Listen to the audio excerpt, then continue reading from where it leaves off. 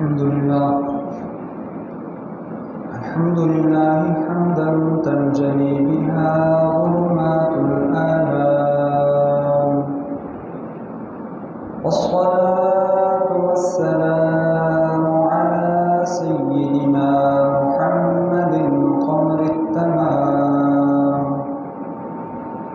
وعلى آله وأصحابه مصابيح الظلام،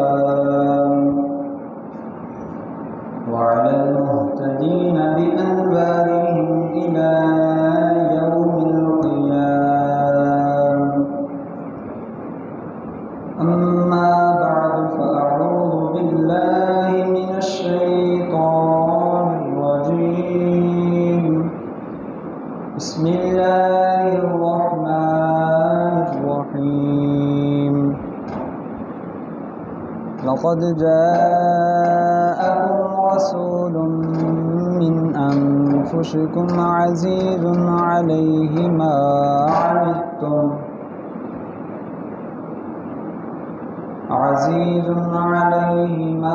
عنتم حريص عليكم بالمؤمنين رؤوف رحيم. صدق الله مولانا العظيم، وبلغنا رسوله النبي الكريم الأمين. إن الله وملائكته يصلون على النبي، يا أيها الذين آمنوا صلوا عليه وسلموا تسليما. الصلاة والسلام عليك يا سيدي يا رسول الله، وعلى آلك وأصحابك يا سيدي يا حبيب الله. الصلاة والسلام عليك يا سيدي يا نبي الله، وعلى آلك وأصحابك يا سيدي يا نور الله. مولاي صل وسلم دائما أبدا على حبيبك خير الخلق كلهم. هو الحبيب الذي ترجى شفاعته لكل هول من الأهوال مقتحم. يا رب بالمصطفى بلغ مقاصدنا، واغفر لنا ما مضى يا واسع الكرم. مولاي صل وسلم دائما أبدا على حبيبك خير الخلق كلهم.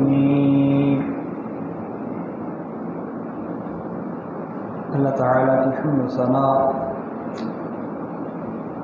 اور حضور تاجدار مدینہ سرور قلب و سینہ امام الانبیاء سید المرسلین خاتم النبیین شفیع المذنبین جناب سیدنا احمد مصطفیٰ حضرت محمد مصطفیٰ علیہ التحیۃ والثناء کی بارگاہ عالیہ میں ہدیہ درود اسلام عرض کرنے کے بعد، لائق صد احترام سامعین ذوی الاحتشام، آپ احباب کے سامنے قرآن مجید برہان رشید کی سورہ توبہ کی آیت نمبر 128 تلاوت کرنے کا شرف حاصل ہوا۔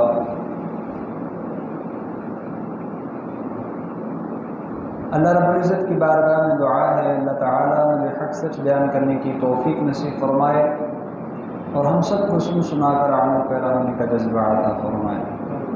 آج کے اس مختصر دورانی میں جس عنوان پر گفتگو ہوگی وہ ہے نبی مہربان صلی اللہ علیہ وآلہ وسلم کی امت پر شفقت و رحمت۔ اللہ تعالیٰ حضور نبی مہربان نبی رحمت شفیع امت صلی اللہ علیہ وآلہ وسلم کا صدقہ ہم سب کی بے حساب بخشش فرمائے، اور نبی رحمت صلی اللہ علیہ وآلہ وسلم کے ساتھ جس طرح محبت کرنے کا حق ہے، اطاعت کرنے کا حق ہے، ویسی محبت اور اطاعت نصیب فرمائے۔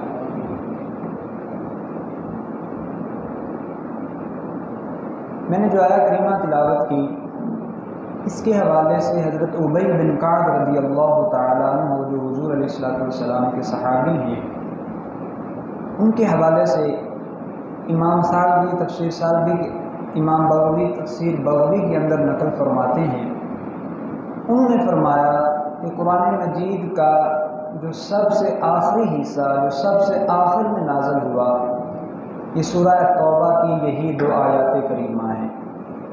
ایک یہ آیت مبارکہ لقد جاءکم رسول من انفسکم، اور ایک اس سے بعد والی۔ تو نزول قرآن کی ترتیب کے لحاظ سے یہ دونوں آیات آخری آیات ہیں۔ امام راضی تفسیر راضی کے اندر ارشاد فرماتے ہیں کہ اس آیہ کریمہ کے اندر اللہ تعالیٰ نے رسول اللہ صلی اللہ علیہ وآلہ وسلم کی 5 صفات کا ذکر فرمایا ہے۔ آیہ مبارکہ کا خلاصہ یہ ہے، فرمایا لقد جاءکم رسول من انفسکم۔ اللہ تعالیٰ نے یہ حضور علیہ السلام کی پہلی صفت بیان فرمائی۔ دوسری صفت بیان فرمائی عزیز علیہ ما عنتم۔ تیسری صفت بیان فرمائی حریص علیکم۔ چوتھی صفت بیان فرمائی بالمؤمنین رؤوف، اور 5ویں صفت رحیم۔ تو اس آیہ کریمہ میں اللہ تعالیٰ نے حضور نبی رحمت شفیع امت صلی اللہ علیہ وآلہ وسلم کی 5 صفات کا تذکرہ فرمایا۔ انہیں 5 صفات کے ضمن میں رسول اللہ صلی اللہ علیہ وسلم کے فرامین، مفسرین کی آراء کی روشنی میں کچھ گفتگو ہوگی۔ سب سے پہلے لقد جاءکم رسول، آیہ مبارکہ کا آغاز ان الفاظ سے ہو رہا ہے، تو اس الفاظ کے مخاطبین کون ہیں؟ سادہ سا مفہوم ہے، تحقیق تمہارے پاس ایک رسول تشریف لائے جو تمہیں میں سے ہیں، اور ان پر تمہارا مشقت میں پڑنا گراں گزرتا ہے، تمہاری خیر کے حریص ہیں، اور مومنوں پر بڑے رؤوف اور رحیم ہیں۔ اس آیہ مبارکہ کے سب سے پہلے کلمات لقد جاءکم رسول من انفسکم، جس میں حضور علیہ السلام کا پہلا وصف بیان ہوا، اور ضمیر خطاب ہے۔ مفسرین نے فرمایا کہ مخاطبین کے حوالے سے 3 قول ہیں کہ یہ خطاب کس کس کو ہے، کون سے مخاطبین اس سے مراد ہو سکتے ہیں۔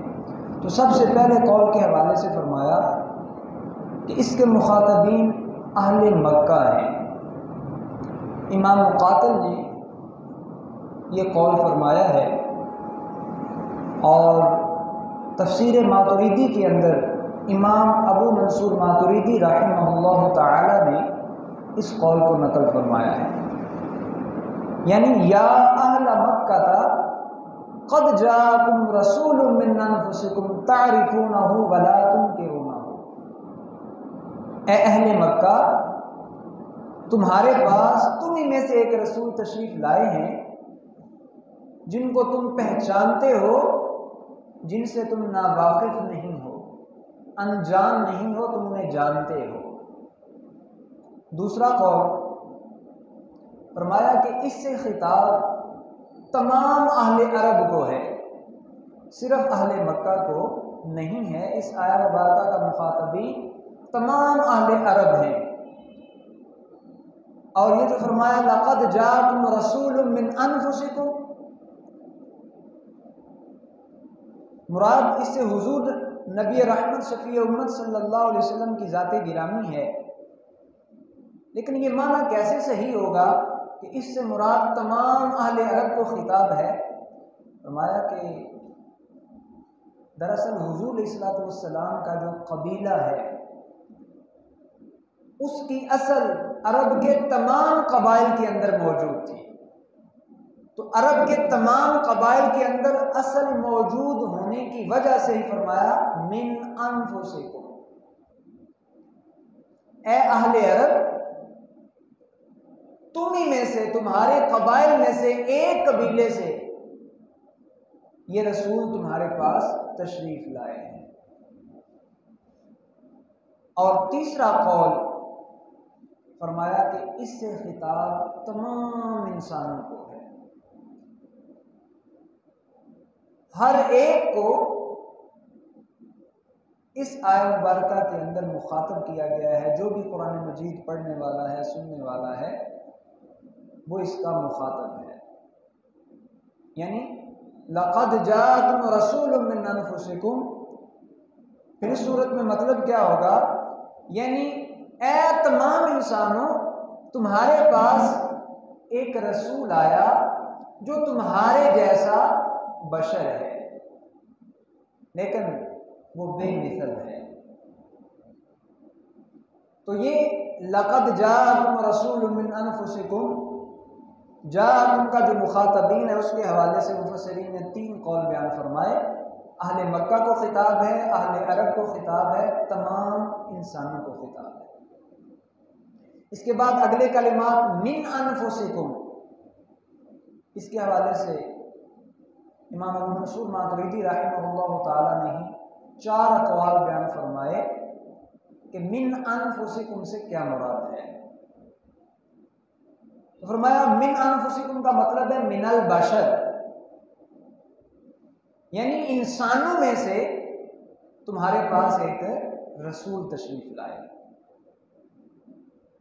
اور یہ اللہ تعالیٰ کا احسان ہے کہ اللہ تعالیٰ نے انسانوں میں سے ہی انسانوں کی رہنمائی کے لیے ایک رسول کو مبعوث فرمایا۔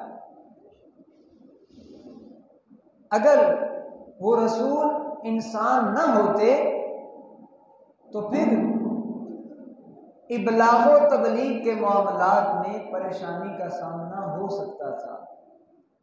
انسانوں کی جنس میں سے ہی رسول کو مبعوث فرمایا، وجہ یہ ہے کہ جنس جو ہے اس کا میلان جنس کی طرف زیادہ ہوتا ہے، جنس کی طرف رغبت زیادہ ہوتی ہے، اور ایک جنس دوسری جنس سے دور بھاگتی ہے۔ آپ مخلوقات کی اجناس کو دیکھ لیں، ہر مخلوق اپنی جنس کی طرف ہی میلان رکھتی ہے۔ انسان جانوروں میں رہنا پسند نہیں کرتا، اور جانور انسانوں میں۔ آگے پھر جانوروں کی اقسام ہیں، کتا کتوں میں رہتا ہے، شیر شیروں میں رہتا ہے، بھیڑیا بھیڑیوں میں رہتا ہے، بکریاں بکریوں میں رہنا پسند کرتی ہیں، بھینسیں بھینسوں میں رہنا۔ تو یہ جو مختلف اجناس ہوتی ہیں وہ اپنی جنس کے ساتھ مانوس ہوتی ہیں۔ انسان کے ساتھ مانوس ہے۔ اگر غیر انسان نبی بھیجا جاتا، رسول بھیجا جاتا، تو پھر ابلاغ و تبلیغ کے معاملات میں پریشانی کا سامنا ہو سکتا تھا۔ اس لیے امام ماتریدی علیہ الرحمہ فرماتے ہیں کہ یہ اللہ تعالیٰ کا احسان ہے، اور اسی احسان کو اللہ تعالیٰ نے سورہ آل عمران کے اندر یوں ذکر فرمایا، لقد من اللہ علی المؤمنین اذ بعث فیہم رسولا من انفسہم، کہ اللہ تعالیٰ کا یہ احسان ہے کہ اللہ تعالیٰ نے ان کے اندر انہی میں سے، یعنی انسانوں میں سے ہی ایک رسول کو مبعوث فرمایا۔ اس کا دوسرا معنی یہ بیان فرماتے ہیں کہ یہاں رسول من انفسکم، انفسکم کا مطلب یہ ہے اے من المکان الذی انتم فیہ وہو الحرم، یعنی اے مخاطبین، اے اہل مکہ، تمہارے پاس تمہیں میں سے ایک رسول آئے۔ تمہیں میں سے کا مطلب یہ ہے اس جگہ سے جس جگہ میں تم موجود ہو، یعنی حرم شریف۔ تو تم بھی حرم کے رہنے والے ہو، یہ رسول بھی حرم کے رہنے والے ہیں، اور حرم سے ہی یہ تمہارے پاس تشریف لائے ہیں، تو تم ان کے مقام اور مرتبے کو پہچان لو۔ تیسرا قول یہ بیان فرمایا من انفسکم کا مطلب ہے من انسابکم، یعنی تمہارے پاس تمہارے ہی حسب و نسب میں سے ایک رسول تشریف لائے ہیں۔ جو حسب و نسب تم رکھتے ہو ان رسول کا نسب بھی وہی ہے، لیکن فرق یہ ہے کہ اللہ تعالی نے از آدم تا عبداللہ علیہ السلام رضی اللہ تعالی عنہ ان کو ہمیشہ ایسے والدین کے اندر منتقل فرمایا ہے جو والدین دنیا کی عظیم ترین ہستیاں تھیں۔ خود رسول اللہ صلی اللہ علیہ وسلم کا ارشاد گرامی ہے، آپ ارشاد فرماتے ہیں کہ حضرت مطلب بن ابی وداع سے روایت ہے، رسول اللہ صلی اللہ علیہ وآلہ وسلم کے چچا جان حضرت عباس رضی اللہ تعالیٰ عنہ بارگاہ رسالت مآب صلی اللہ علیہ وآلہ وسلم میں حاضر ہوئے اور حاضر ہو کر عرض گزار ہوئے۔ ان کے بارے میں کچھ لوگوں نے باتیں کی، آ کے حضور کو بتائیں، تو نبی کریم صلی اللہ علیہ وسلم منبر پر تشریف فرما ہوئے اور صحابہ کو مخاطب کیا، فرمایا من انا، لوگوں میں کون ہوں؟ صحابہ نے عرض کی انت رسول اللہ علیہ السلام، آپ پر سلامتی ہو، آپ اللہ کے رسول ہیں۔ یہاں سوال یہ نہیں تھا،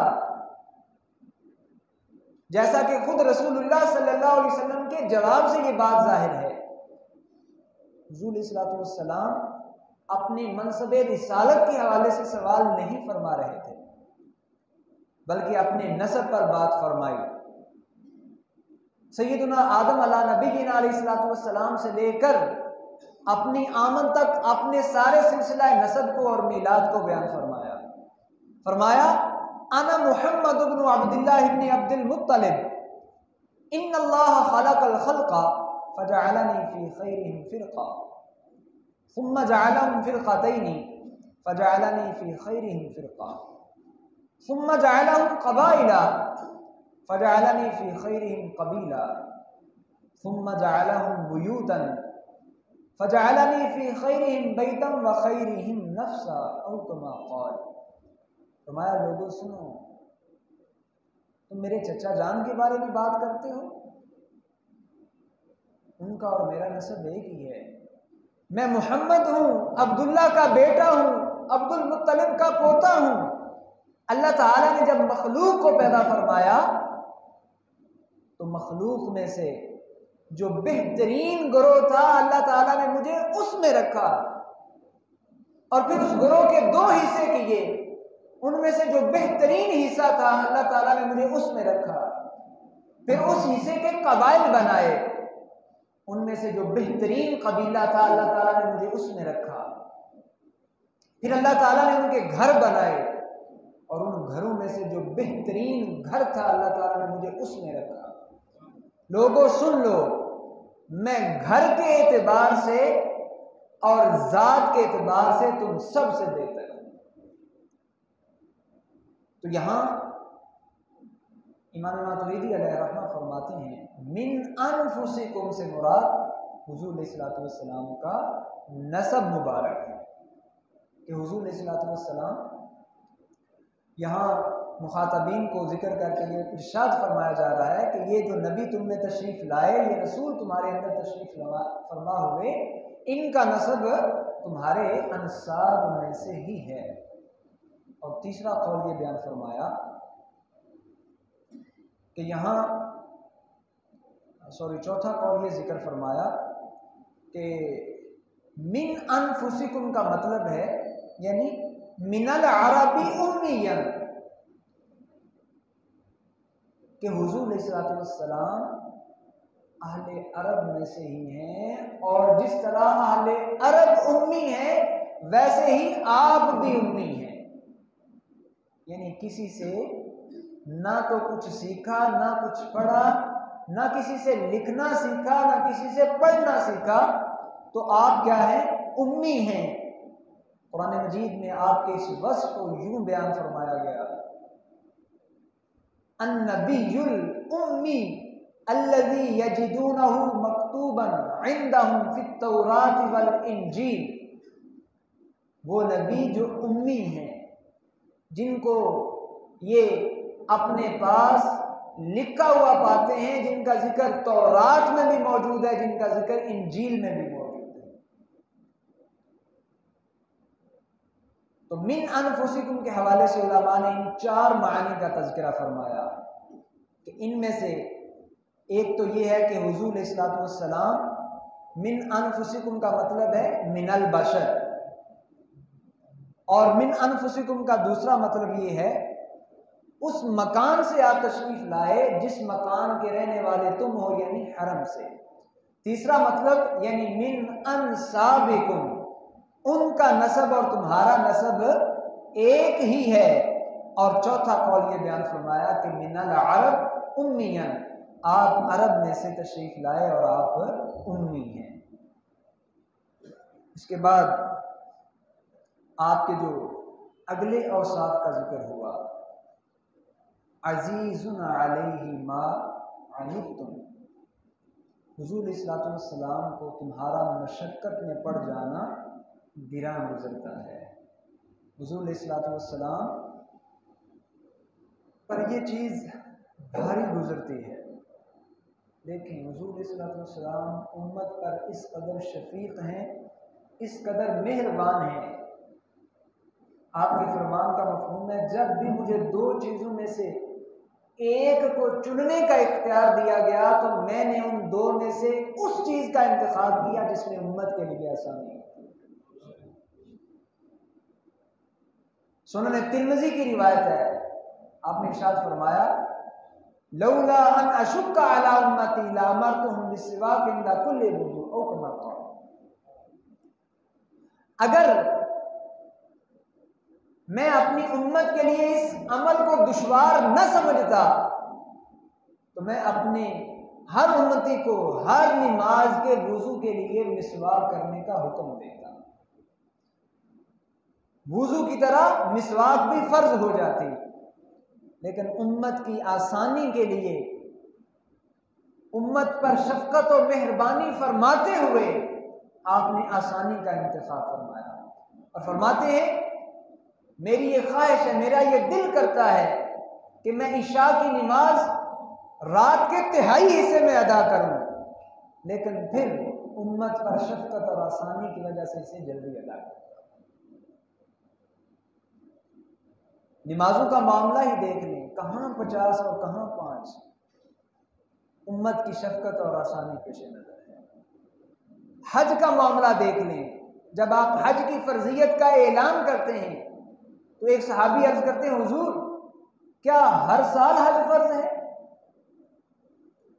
خاموشی اختیار فرماتے ہیں، یہ سوال بار بار ہوتا ہے تو آپ فرماتے ہیں اگر میں ہاں کہہ دیتا تو ہر سال ہی فرض ہو جاتا، لیکن امت کی آسانی کے لیے ہر سال فرض نہیں فرمایا،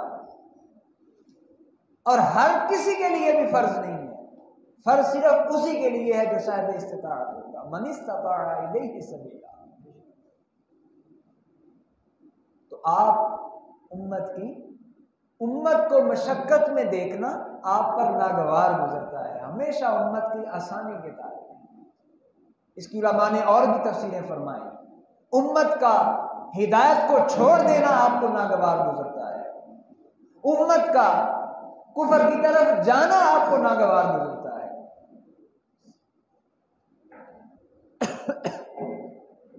امت کا شرک کو اختیار کیے رکھنا آپ پر ناگوار گزرتا ہے، اور امت اجابت میں سے اعمال میں جو مشکل عمل ہے اس کی نسبت آپ پر گرانی ہوتی ہے، اور آپ امت کے لیے آسان عمل کو پسند فرماتے ہیں۔ میں نے چند مثالیں دی، متعدد مثالیں موجود ہیں. آگے فرمایا حریص علیکم، وہ تمہاری خیر اور بھلے کے خواہش مند ہیں، وہ تمہاری بھلائی کا طمع رکھنے والے ہیں، خواہش فرمانے والے ہیں. حضور نبی رحمت شفیع امت صلی اللہ علیہ وسلم کی امت پر حرص کو دیکھیں، امت کی خیر کی طلب کو دیکھیں. صحیح مسلم کی روایت ہے، حضور علیہ الصلوۃ والسلام نے صحابہ کرام علیہ رضوان کو ارشاد فرمایا کہ اللہ تعالیٰ نے مجھے 3 سوالات کرنے کی اجازت عنایت فرمائی. فرمایا کہ محبوب جو مانگنا ہے مانگ لو، جو مانگو گے عطا کیا جائے گا. فرماتے ہیں کہ میں نے دعا کی اللہم اغفر لی امتی. پہلا سوال یہ کیا مولا میری امت کو بخش دے. دوسرا سوال بھی یہی کیا اللہم اغفر لی امتی، اے مولا میری امت کی بخشش فرما دے. 2 سوال دنیا میں کیے اور وہ دونوں ہی امت کی بخشش کے. اور تیسرے کے بارے میں فرمایا اخرت الثالث الی یوم یرغب الی الخلق کلهم حتی ابراہیم او کما قال. تیسرا میں نے اس دن کے لیے باقی رکھ لیا ہے جس دن ساری مخلوق جمع ہو کے میرے پاس حاضر ہوگی، میری محتاج ہوگی، حتیٰ کہ ابراہیم علیہ السلام وہ بھی میری طرف ہی دیکھ رہے ہوں گے. میں نے وہ تیسرا سوال اس دن امت کی شفاعت کے لیے رکھ لیا. وہ سب لوگ جو میری شفاعت کے امیدوار ہوں گے، ان سب کے لیے میں نے آخرت والے دن کے لیے تیسرے سوال پہ بچا کے رکھ دیا. امت کی خیر خواہی کی حرص دیکھیں. اپنے لیے کچھ نہیں مانگا، کچھ نہیں مانگا، جو مانگا امت کے لیے ہی مانگا.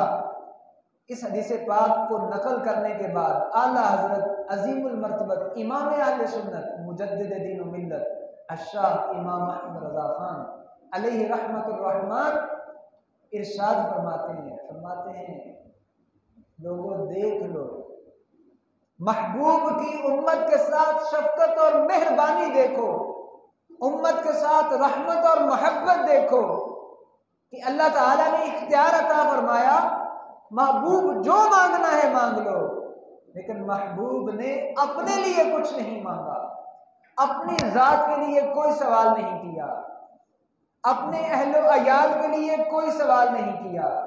جو مانگا امت کے لیے، پہلا سوال بھی امت کے لیے، دوسرا بھی امت کے لیے، تیسرا بھی بچایا تو وہ بھی امت کے لیے. تو جس محبوب کی امت کے ساتھ یہ شفقت ہو، جو محبوب امت کا اس قدر خیر خواہ ہو، جو محبوب امت کی خیر خواہی کا اس قدر طالب ہو، حریص ہو، کیا امت پر یہ بات عائد نہیں ہوتی؟ امت پر یہ بات لازم نہیں ہوتی کہ اس محبوب سے ہر چیز سے بڑھ کر محبت کی جائے، قول میں بھی، فعل میں بھی، عمل میں بھی، اخلاق میں بھی، کردار میں بھی، خلوت میں بھی، جلوت میں بھی، ظاہر میں بھی، باطن میں بھی، گھر کے اندر، محلے کے اندر، گلی کے اندر، مسجد کے اندر. کیا وہ محبوب اس بات کا حقدار نہیں کہ اس محبوب سے انسان اپنے تن من دھن کے ساتھ، جان مال اولاد کے ساتھ ہر چیز سے بڑھ کر محبت کرے؟ بلا شبہ وہ محبوب اس بات کا حقدار ہے کہ جو محبوب تشریف دنیا میں لا رہا ہے تو امت کی بخشش کی دعائیں، اپنے رب کریم کے پاس دیدار سے مشرف ہو رہا ہے تو امت کی بخشش کی دعائیں، دنیا سے تشریف لے جا رہا ہے تو امت کی بخشش کی دعائیں، اور آخرت والے دن تو امت کی بخشش کی دعا. وہ کس قدر تمہارے خیر کے، تمہارے بھلے کے، تمہاری بخشش و مغفرت کے حریص ہیں. اور ایک امتی، اس کا اپنا کردار کیا ہے، اس کا اپنا اخلاق کیا ہے، اس کا اپنا ظاہر کیا ہے، اس کا اپنا باطن کیا ہے. نہ ظاہر نبی کریم صلی اللہ علیہ وسلم کے ظاہر جیسا، نہ باطن ان کے اخلاق جیسا، نہ کردار ان کے اخلاق کا طالب، نہ آدمی اپنے ظاہر و باطن کے علاوہ خلوت و جلوت میں ویسا بننے کا طلبگار، صرف زبان سے نعرے اور یہاں سے اوپر اوپر غلامی رسول میں موت بھی قبول ہے، لیکن جب عمل کی باری آتی ہے، لیکن جب اخلاق کو سدھارنے کی باری آتی ہے، جب قرآن مجید کو پڑھنے کی، قرآن مجید کو سیکھنے کی، قرآن مجید کا فہم حاصل کرنے کی، رسول اللہ صلی اللہ علیہ وسلم کی سنت کو اپنانے کی، آپ کے کردار کو اپنانے کی بات آتی ہے، تو پھر یہی نعرے لگانے والا آج کا مسلمان دور دور تک نظر نہیں آتا۔ کیا اپنے اس عمل کو بدلنے کی ضرورت نہیں؟ کیا خود کو سدھارنے کی ضرورت نہیں؟ اپنے گھر کے ماحول کو، اپنے محلے کے ماحول کو، اپنے شہر کے ماحول کو، ملکی ماحول کو، بین الاقوامی ماحول کو، اپنے کردار کو، اپنے اخلاق کو، ظاہر و باطن، خلوت و جلوت، لوگوں کے ساتھ معاملات، رشتہ داروں کے ساتھ معاملات، بہن بھائیوں کے ساتھ معاملات، والدین کے ساتھ معاملات، لوگوں کے ساتھ معاملات، کاروباری معاملات، ملازمت کے معاملات، کیا ہر چیز کی اصلاح کی ضرورت نہیں؟ کیا ہر چیز کو بہتر کرنے کی ضرورت نہیں؟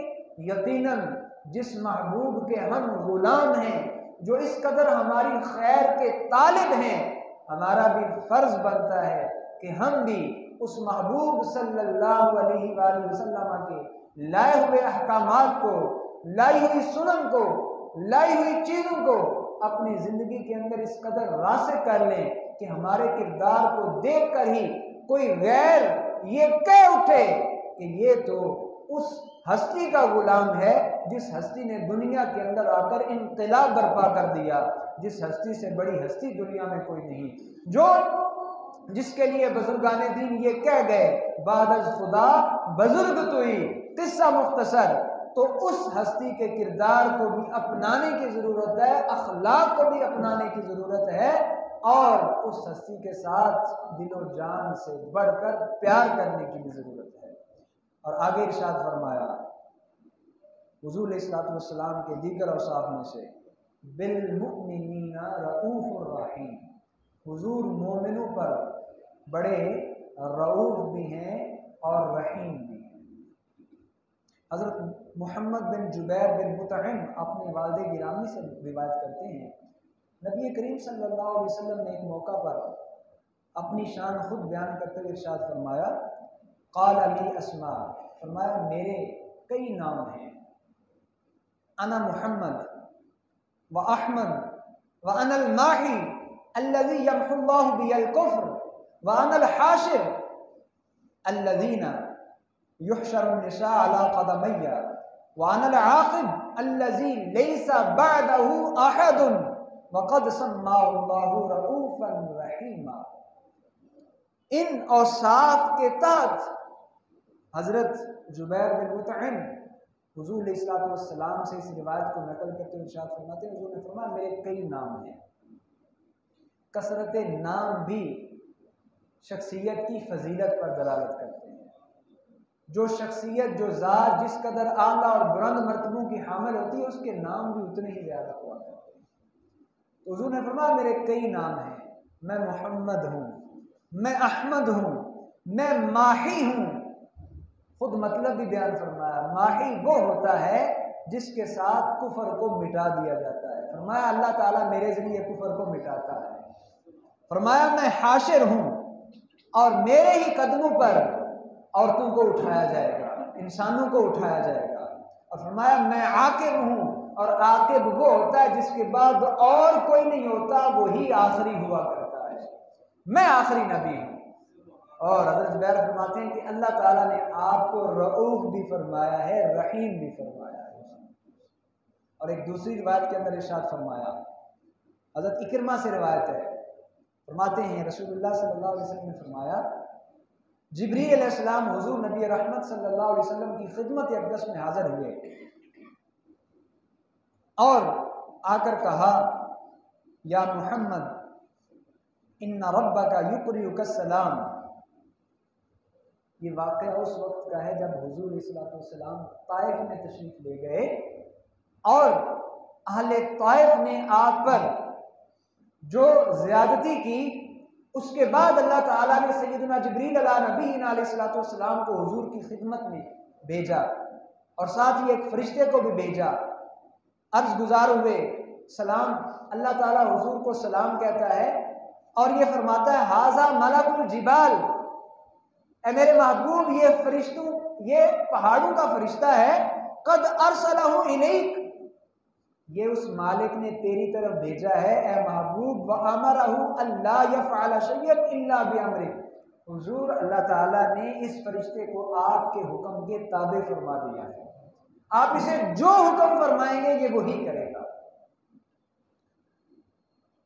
اور اس پہاڑوں کے فرشتے نے بارگاہ رسالت مآب صلی اللہ علیہ وسلم میں عرض کی ان اللہ امرنی الا فعل شیئا الا بامرہ، حضور اللہ تعالیٰ نے مجھے حکم فرمایا کہ میں آپ کے حکم کے تابع ہوں، آپ جو حکم فرمائیں گے میں کروں گا. ان شئت دمدمت علیہم الجبال، اگر آپ چاہیں تو میں پہاڑ کو ان کے اوپر اوندا گرا دوں. وَإِن شِئْتَ رَمَيْتُهُمْ بِالْحَسْبَةِ، اگر آپ چاہیں تو میں ان پر پتھروں کی بارش برسا دوں. وَإِن شِئْتَ خَسَفْتُ بِهِمُ الْأَرْضَ، اگر آپ چاہیں تو میں زمین سے ہی ان کی بستی کو پکڑ کر ان کو اوندے منہ نیچے گرا دوں، زمین کے اندر دھنسا دوں اور یہ دھنستے ہی چلے جائیں. آپ امت پر مہربان ہیں، رؤوف بھی ہیں، رحیم بھی ہیں. فرمایا یا ملک الجبال، اے پہاڑوں کے فرشتے، فإنی آتی بہم، ٹھیک ہے میں ان کے پاس آیا ہوں اور انہوں نے جو سلوک کیا وہ کر دیا، لیکن یاد رکھو لعلہم ان تخرج ذریۃ یقول لا الہ الا اللہ، مجھے امید ہے کہ ان کی نسلوں میں ایسے لوگ آئیں گے جو کلمہ شہادت کی گواہی دینے والے ہوں گے، جو لا الہ الا اللہ پڑھنے والے ہوں گے، جو دین حق کی سربلندی اور عظمت کے لیے اپنا سب کچھ قربان کرنے والے ہوں گے. اب جب آپ نے اس فرشتے کو یہ جواب دیا تو اس فرشتے نے کہا انت کما سماک ربک، اے محبوب آپ حقیقت میں ایسے ہی ہیں جیسے آپ کے رب نے آپ کے وصف کو بیان فرمایا ہے. رؤوف رحیم، آپ مہربان ہیں، آپ رؤوف ہیں، آپ امت کا بھلا ہی چاہنے والے ہیں. وہ امت جس نے آپ کو لہو لہان کر دیا لیکن آپ اس کی بھی بھلائی کے ہی طالب ہیں. اور حضرت عبداللہ بن عمر بن عاص رضی اللہ تعالیٰ عنہ سے روایت ہے، فرماتے ہیں کہ حضور علیہ الصلوۃ والسلام صحابہ کے مجمع کے اندر موجود ہیں. سیدنا ابراہیم علیہ نبینا علیہ الصلوۃ والسلام کا تذکرہ چل نکلا، سیدنا عیسیٰ علیہ نبینا علیہ الصلوۃ والسلام کا ذکر خیر ہونے لگا. قرآن مجید میں ان کی دعاؤں کا ذکر ہے. حضور علیہ الصلوۃ والسلام نے حضرت ابراہیم علیہ السلام کی دعا کا ذکر کیا کہ انہوں نے اپنے رب کی بارگاہ میں یہ کہا تھا رب انہن اضللن کثیرا من الناس فمن تبعنی فانہ منی ومن عصانی فانک غفور رحیم.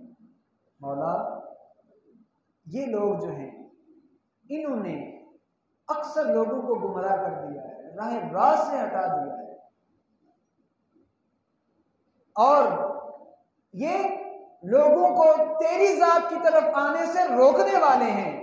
مولا فمن تبعنی فانہ منی، ان میں سے میرا وہی ہے جو میری اطاعت کرے گا، جو میرے پیچھے پیچھے چلے گا، اور جو میرے پیچھے نہیں چلے گا وہ تیرے ہی ہے، وہ تیرے سپرد، جو تو چاہے سلوک فرما.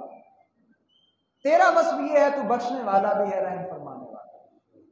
حضور علیہ الصلوۃ والسلام نے حضرت ابراہیم علیہ السلام کی اس بات کا ذکر کیا کہ انہوں نے کیا فرمایا، جو میرے پیچھے چلا وہ میرا ہے اور جو میرے پیچھے نہ چلا وہ تیرے سپرد. حضرت عیسیٰ علیہ السلام نے کیا عرض کی؟ حضرت عیسیٰ علیہ السلام نے عرض کی ان تعذبهم فانهم عبادک، مولا اگر تو ان کو عذاب دے تو یہ تیرے بندے ہیں، تو مالک ہے، عذاب دے. وَإِن تَغْفِرْ لَهُمْ فَإِنَّكَ أَنْتَ الْعَزِيزُ الْحَكِيمُ، اور اگر تو ان کی بخشش فرما دے تو غالب ہے، حکمت والا ہے.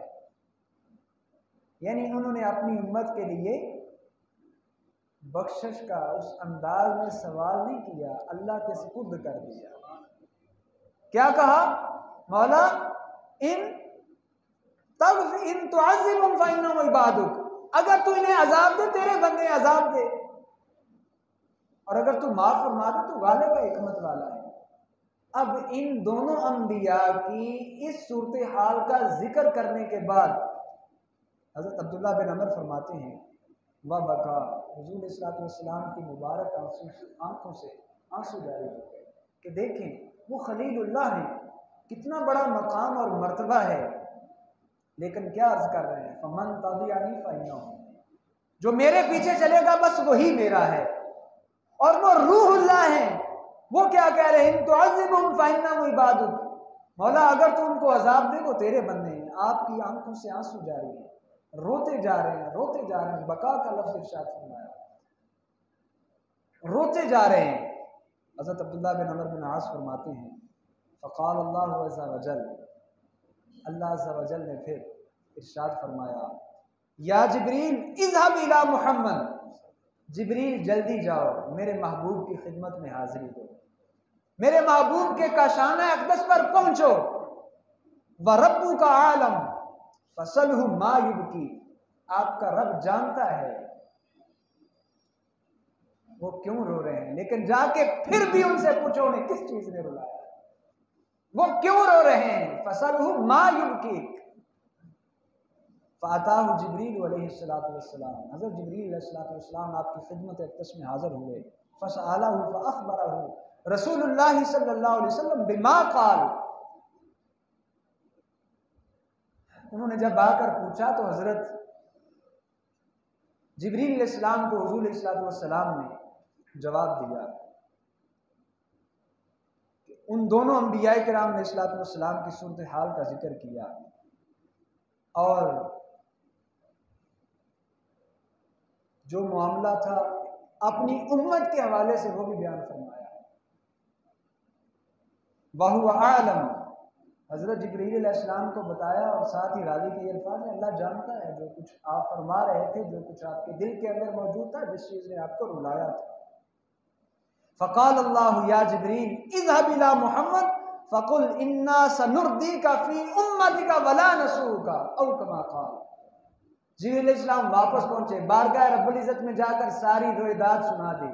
مولا حضور اس وجہ سے آنسو بہا رہے ہیں، اللہ تعالیٰ نے فرمایا جبریل دوبارہ جاؤ، واپس جاؤ، اور واپس جا کر میرے محبوب سے کہہ دو، اللہ تعالیٰ ارشاد فرما رہا ہے انا سنردیک فی امتک، اے میرے محبوب ہم آپ کو آپ کی امت کے معاملے میں راضی کر دیں گے، ولا نسوک، ہم آپ کو ناراض نہیں کریں گے، محبوب جیسے آپ راضی ہوں گے ویسے ہم راضی کر دیں گے۔ وَلَسَوْفَ يُعْتِيكَ رَبُّكَ فَتَرْضَىٰ، آپ کا رب آپ کو اتنا دے گا، اتنا دے گا، اتنا دے گا کہ آپ راضی ہو جائیں گے۔ امت پر شفقت، مہربانی، رحمت کا عالم دیکھیں، جو محبوب امت کی خیر کا حریص بھی ہے، جس محبوب کو امت کا مشقت میں پڑنا گراں گزرتا ہے، جو محبوب امت پر مہربان ہے، جو امت پر رؤوف ہے، ایسی امت کو اپنے مقدر پہ ناز کرنا چاہیے کہ اللہ تعالیٰ نے ہمیں ایسا محبوب عطا فرمایا۔ باقی انبیاء کرام علیہ السلام سب کی شان وراء الورا، کوئی مقام نبوت کا تصور بھی نہیں کر سکتا، لیکن کیا کہتے نظر آ رہے ہیں؟ فَمَن تَبِعَنِي فَإِنَّهُ مِنِّي، کیا کہتے نظر آ رہے ہیں؟ إِن تُعَذِّبْهُمْ فَإِنَّهُ عِبَادُكَ، لیکن محبوب کے لب پر کیا ہے؟ اللہم اغفر لِأُمَّتِي، اللہم اغفر لِأُمَّتِي، اللہم اغفر لِأُمَّتِي۔ امتی کا فرض بنتا ہے کہ اس محبوب سے ہر چیز سے بڑھ کر محبت کی جائے، صرف زبان کی حد تک نہیں، کلام کی حد تک نہیں، صرف اپنے ظاہری قول کی حد تک نہیں، فعل میں بھی، کردار میں بھی، اخلاق میں بھی، رویوں میں بھی، بول چال میں بھی، لین دین میں بھی، دنیا کے ہر معاملے کے اندر اگر حضور علیہ السلام کی اقتداء کو اپنے اوپر لازم کر لیا جائے، محبت کا حق تو خیر پھر بھی ادا نہیں ہوگا، لیکن بندہ یہ ضرور کہے گا کہ میں نے اپنے محبوب کی اداؤں کو اپنے اوپر لازم کر لیا ہے۔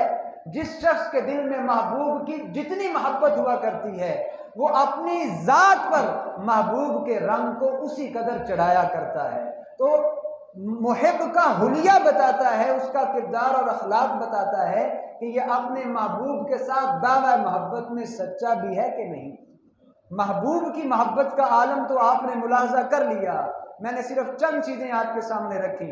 اس آیت مبارکہ کی تفسیر کے تحت علماء نے اور بہت زیادہ باتیں نقل فرمائی ہیں، اور ایسی ایسی احادیث نقل فرمائی ہیں کہ انسان سنے پڑھے تو اس کا سینہ ٹھنڈا ہوتا ہے کہ دیکھیں وہ محبوب ہم پر کتنے مہربان ہیں، ہم پر کتنے شفیق ہیں، ہماری خیر کے کتنے طالب ہیں، کتنے حریص ہیں۔ اور ایک ہمارا کردار کیا ہے؟ ہم صبح اٹھتے ہیں، اللہ ماشاء اللہ مسجد میں بھی نہیں جاتے، بازاروں میں چلے جاتے ہیں، وہ جگہ جن کو اللہ تعالیٰ کی بارگاہ میں سب سے ناپسندیدہ جگہ کہا گیا ہے، اس مالک کا شکریہ ادا کیے بغیر ہی مالی امور کی طرف متوجہ ہو جاتے ہیں۔ پھر سارا دن ایسی ایسی باتیں، جھوٹی قسموں کے ذریعے کاروبار، جھوٹی بولیاں، اور صرف چند ٹکوں کی خاطر، دنیا کے چند پیسوں کی خاطر اپنے مسلمان بھائی کے ساتھ دھوکہ بھی کرتے ہیں، فراڈ بھی کرتے ہیں، اور گھٹیا مال بھی بیچتے ہیں، پتہ نہیں کیا کیا کرتے ہیں۔ ملازمت کے معاملات دیکھ لیں،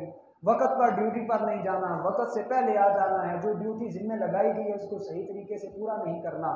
مسجد میں آنے کی صورتحال کو دیکھ لیں، کون آتا ہے، کتنا آتا ہے، اور جو آتا ہے کیا مسجد کے حقوق کو ادا بھی کرتا ہے کہ نہیں؟ کیا وہ مسجد کے اندر اس انداز میں ٹھہرتا بھی نہیں کہ جس انداز میں ٹھہرنے کا حق ہے؟ ہمیں اپنے کردار کو صبح اٹھنے سے لے کے رات سونے تک ہر دن کے اندر سنوارنے کی ضرورت ہے، روزانہ اپنا محاسبہ کرنے کی ضرورت ہے، اور اس نبی مہربان صلی اللہ علیہ وسلم کے ساتھ اپنے تعلق کو مضبوط کرنے کی ضرورت ہے، جنہوں نے ہر جگہ پر، ہر مقام پر، ہر گھڑی میں اپنی امت کی خیر کو ہی طلب کیا ہے، امت کی آسانی کو ہی طلب کیا ہے، امت کی بخشش کے ہی طلبگار رہے ہیں۔ بارگاہ رب العزت میں دعا ہے کہ اللہ تعالی ہمیں حضور علیہ الصلوۃ والسلام کے ساتھ اپنے تعلق کو مضبوط بنانے کی توفیق عطا فرمائے۔ آمین۔ وما علیہ الا البلاغ۔